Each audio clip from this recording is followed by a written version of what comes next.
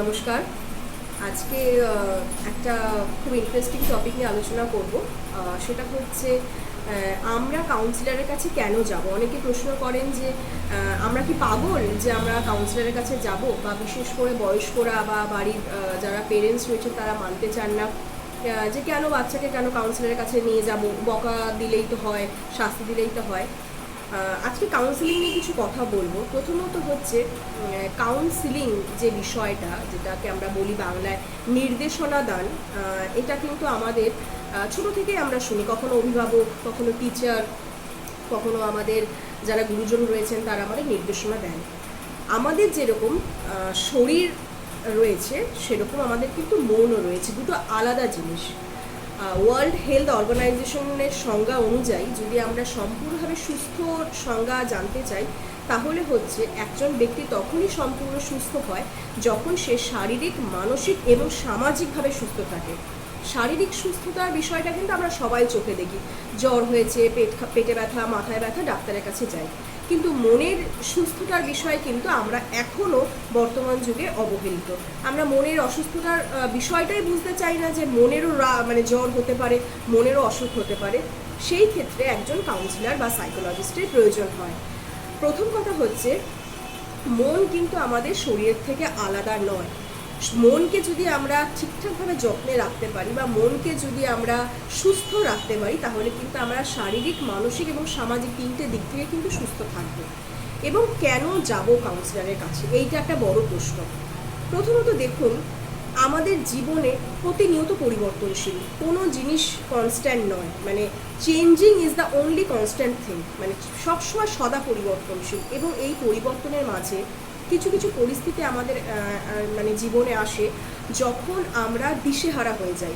হঠাৎ হয়তো ইমোশনালি নিজেকে ঠিক রাখতে পারি না, খুব কান্না পায়, বা হঠাৎ হয়তো খুব রাগ হচ্ছে, কোনো ছোটোখাটো বিষয় খুব রেগে যাচ্ছি, কান্না পাচ্ছে, বা সিদ্ধান্ত নিতে পারছি না।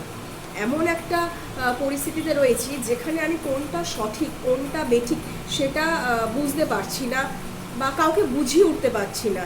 নিজের সবসময় মনে হচ্ছে যে একটা ভালো না লাগা কাজ করছে। আমি খাচ্ছি, ঘুমোচ্ছি, সবই করছি, কিন্তু কোথাও একটা ভালো না লাগা কাজ করছে।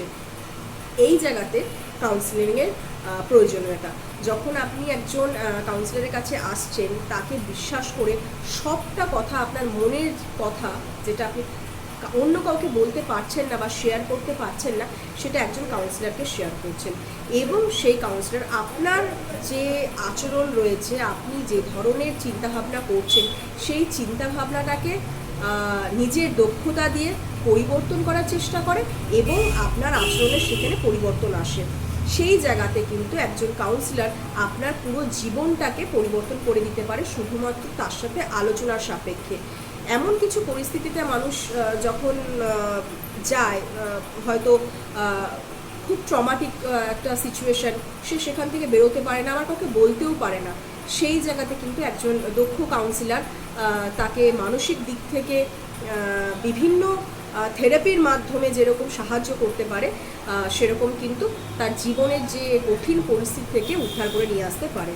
তো এবং শুধুমাত্র মানসিক অসুস্থ ব্যক্তি কাউন্সিলরের কাছে যায় তা নয়, প্রত্যেকটা মানুষ ভালো থাকার জন্যে রেগুলার ওয়াইজে কিন্তু কাউন্সিলিং করানো উচিত এবং যাওয়া উচিত।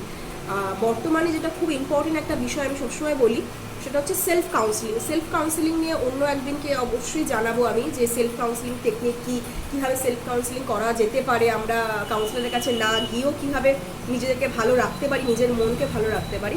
তবে আজকে এইটুকুই বলছি, যে কাউন্সিলরের কাছে যাওয়া মানেই কিন্তু পাগল নয়।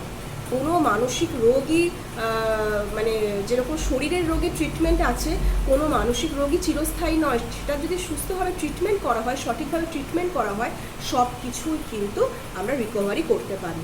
ভালো থাকবেন, মানসিকভাবে ভালো থাকবেন, আর অবশ্যই অপরকে ভালো রাখবেন। Thank you.